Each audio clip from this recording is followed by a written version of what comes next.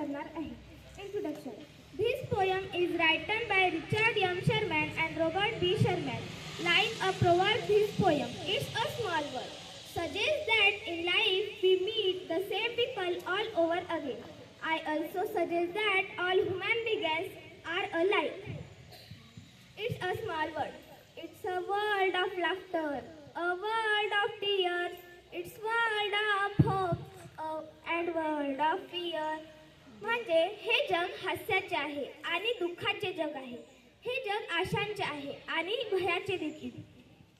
There's so much that we share that it's time aware. It's small word after all. म्हणजे इथे वाटून घेण्यासारखे खूप आहे, पण आता जाणून घेण्याची वेळ आहे, कारण हे जग लहान आहे. It's small word after all. It's small word after all. It's small word after all.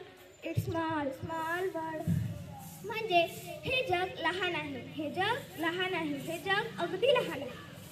There is just one moon and one golden sun and smile me friendship to everyone.